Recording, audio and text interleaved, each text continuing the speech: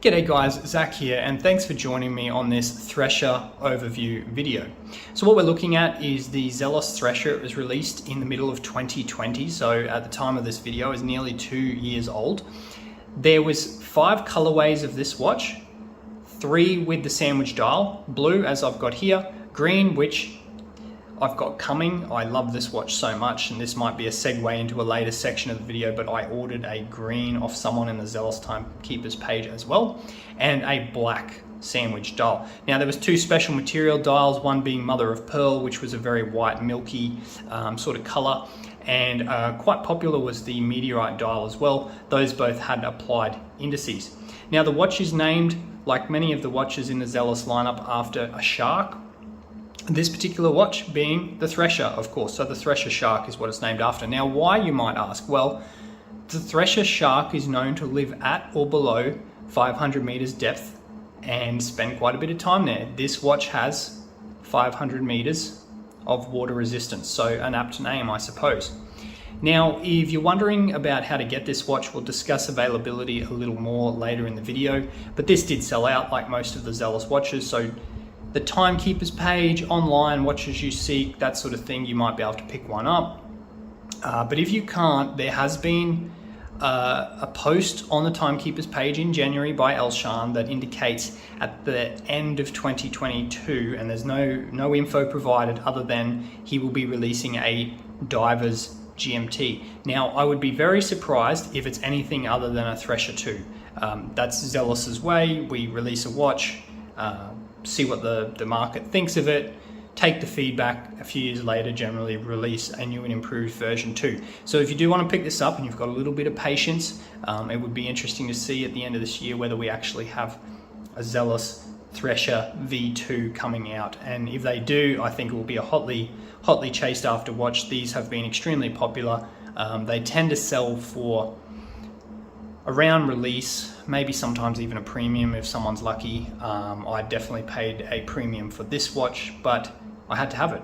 The story behind this watch, I wasn't initially drawn to the Thresher, I have to say, in the Zelos lineup, but we were sitting around Christmas time and I showed Casey, my partner, a picture of this exact watch when it was put up for sale, and she immediately said, "Hey, you've got to get that, that's really cool." I wasn't going to say no to being encouraged by a watch, so of course I bought it. And I have to say, since getting it, it's one of the most exciting watches I own. I've spoken to Elshan, I've said thank you for making this. I really like this watch, and you know, as you'll see in the next few videos that I put out, I do own quite a few exotic Zelos watches, but this here is just really interesting. I love it. I love the design, I love the look. I don't mind the chunkiness. And yeah, it's just something that's really exciting to put on and wear, and is really, I mean, it's a useful watch.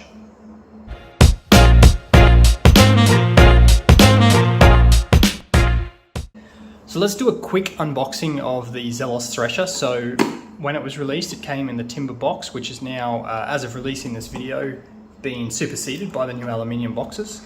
Within the box, we have the watch roll. So again, superseded now, but a pretty traditional way of packaging if you've been looking at Zelos for some time.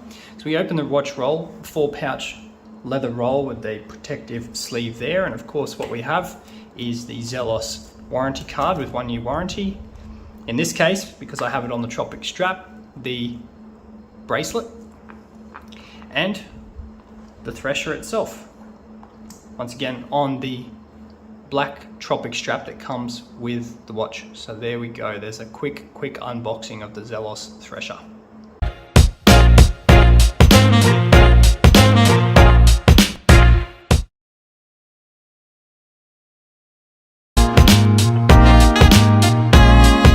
So now that we've got the Thresher unboxed, let's have a look at the measurements and the weight that comes with this one. So the diameter is 42 millimeters.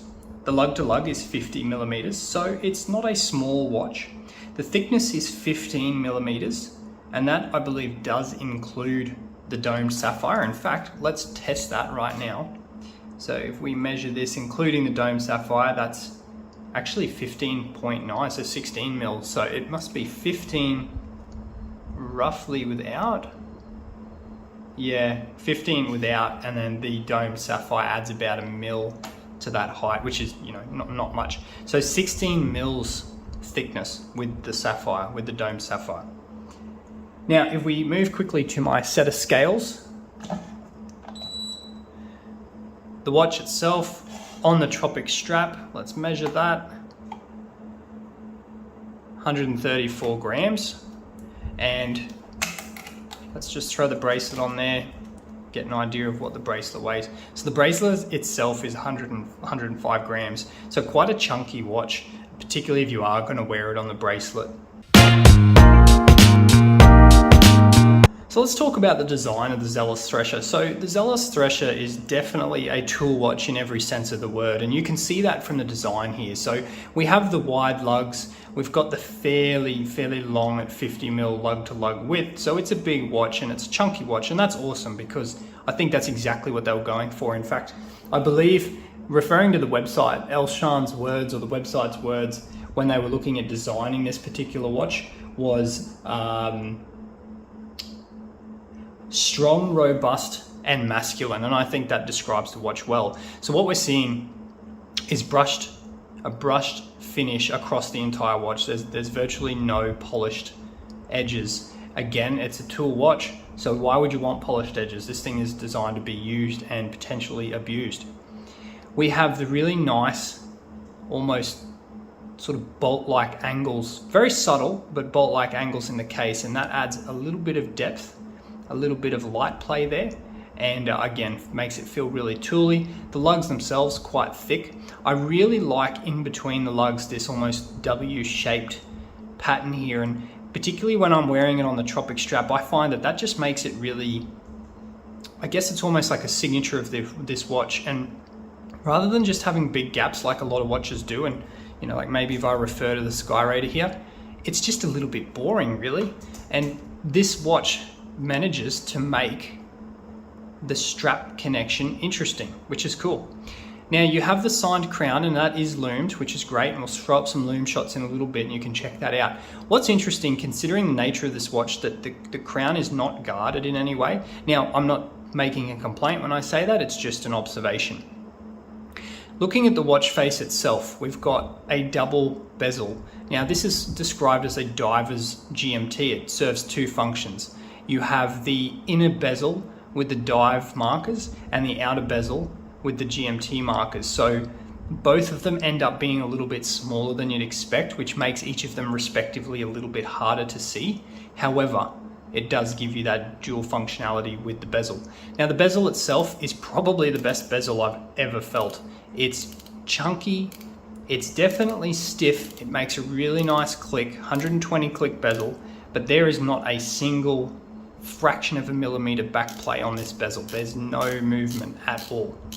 Now if we move into the dial and have a really nice close look at this dial, this is what I find super interesting. So we've got the GMT inner ring, that's in orange. We've got the seconds hand and the GMT hand in orange, and that matches the outer bezel, which is orange as well. So all those GMT portions are kind of tied together with the orange color. And then you've got the white or the green loom for the numbers, the dive bezel, and of course the indices. Now, again, it sort of all ties it together, right? The colors are almost color coordinated for the different functions of the watch. Now, this is a sandwich dial. The loom is excellent and it glows bright and it glows all night, but that really does only apply to the dive functions and the indices on the dial. The orange does fade pretty quickly, and you'll see that in a loom hyperlapse that I'll throw up here. I do find that it's maybe one of the few cons that I have with this watch is that particularly the orange loom on the GMT hand does fade very quickly. So, you know, if you're traveling, you're in a plane, it's dark, you're not going to be able to see that time zone. But what's cool about the GMT function is you've got a 3 time zone GMT. Now, if you don't know how that works, I might do a different video or a separate video on the functions of the GMT watch, how to use it. But long story short, you can track a time zone with your traditional hours and minutes hand. You can track a second time zone, replacing your hours hand with the GMT hand and that inner 24-hour ring. And then you can track a third time zone using, you know, probably again that hand and adjusting this bezel as you need to. Now let's flip it over to the back and have a look at the sapphire case back. So this is a display case back, and you have the ETA 2893 Elabore movement. So a little bit, not much actually, but a little bit of, I guess, prettiness back here. I found that the same movement in my Horizons GMT had a little bit more polishing and finish inside, and it was actually a little bit nicer to look at. If you want to check that out, you can check the video on the Horizons GMT on my channel. But this is still pretty cool. So you have the unique rotor that Zelos has created. And when I say unique, it's unique to this, and in my experience, the Horizons GMT. So the GMT models, but it's a custom rotor. We can see Zelos GMT, ETA 2893, sapphire, of course, stainless steel, naturally, 500 meters of water resistance, and there was 100 of this blue colorway made, so 28 out of 100.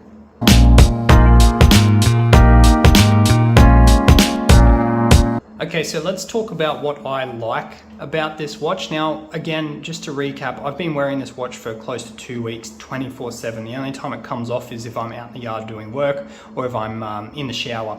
I know that sounds a bit silly with a 500 meter water resistance watch, but hey, that's just what I do, and I'm sure many of you are the same. So what do I like?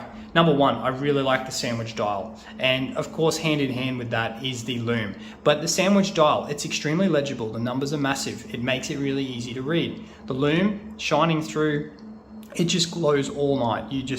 I mean, even if you walk in from a sunny day into a hallway or inside, you can see that lume just glowing away. I really like the color coordination. Now, I touched on this earlier, but what I mean by that is you've got the indices, okay, and the traditional hours and minutes hand, and they're in the white, and that matches the dive bezel. But all your GMT functions, so your GMT hand, your inner 24-hour ring, and your outer 24-hour ring are in orange, and the color coordination between the functions, I think, is just a really cool little touch that Elshan has put into this watch. Now, I can't speak for the other colors. I've had a quick look, and I'm not so sure that the black dial and the green dial actually have that color coordination. I'm not entirely sure. So something worth checking out on the website, but definitely something about the blue watch that I really like. A little one, signed loomed crown, very cool. Signed crown is a great start. Seiko can't bother to do it, but looming that up is Zelos signature as well, and that's really cool. I like it.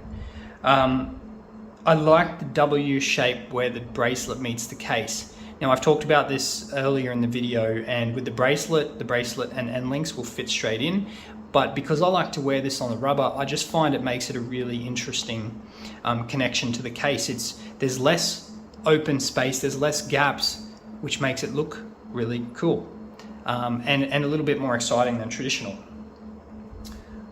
The next thing that I really like is that slight dome on the sapphire, and as we saw earlier from the measurement, that's about a mil high, that dome sapphire. So look, I'm a lover of domed sapphire. They've always sort of done it for me. It just gives it that little bit of character, which I think is really cool. So I like to see it here. The tactical looks, I've described this as a bit of a tactical looking watch. I could see someone like,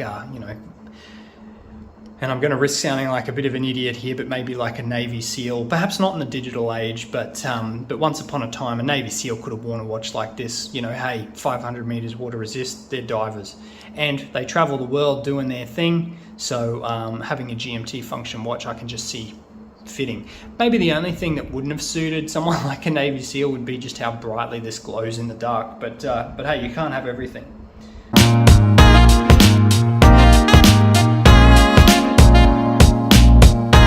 Okay, so I've got to preface the dislikes by saying there's not a lot that I dislike, and I really, really love this watch. But if we have to pick a few things, and I think it's only fair to, let's discuss what I don't like.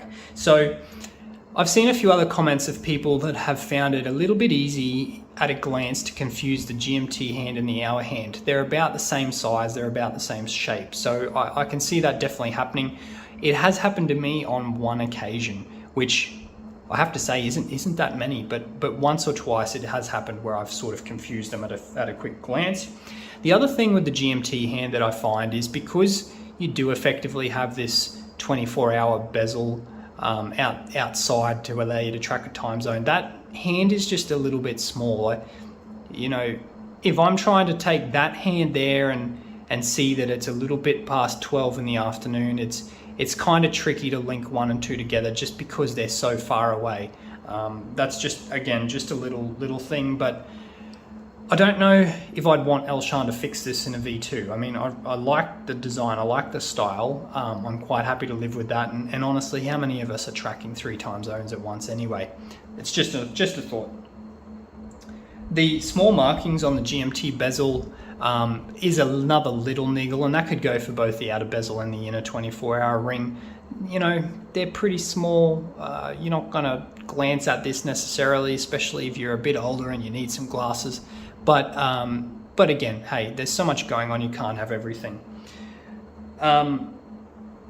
Another thing that's a little bit of I don't want to use the word complaint, but it's just, yeah, a little bit of a negative potentially, is the date window is very small. So again, they're packing so much into this watch. You can't have everything, but the date window is quite small. So, you know, there could be times where you're really getting up close to be able to see what the date is. And definitely if those hands come around, you're not going to be able to tell the date when they're hovering over 3 o'clock.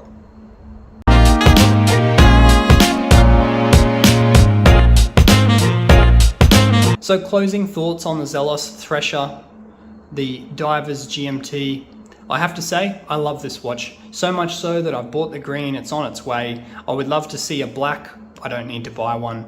I'd love to see a meteorite. I don't feel the need to buy one, but I love it so much. I'm very prepared to have 2, and I'm looking forward to my green Thresher turning up. I'm very excited to see if later in this year that Elshan does release a V2 of this. I think it's very likely based on the releases that we've seen on the Timekeeper's Facebook page in the middle of January, with a very nondescript late 2020 Divers GMT announced. All in all, tactical design, very tool watch, big heavy watch, but I have 6 3/4 inch wrists and I feel quite comfortable wearing it. Some may disagree how it looks, but that's just my personal take. You will pay around release price if you try and find one of these. They don't come up often, but they come up often enough that you shouldn't feel in despair if you just have to have one like I did. So check out Timekeepers, make sure you're on the forums online, and yeah, try and pick up a Thresher for yourself. I really don't think you'll be disappointed.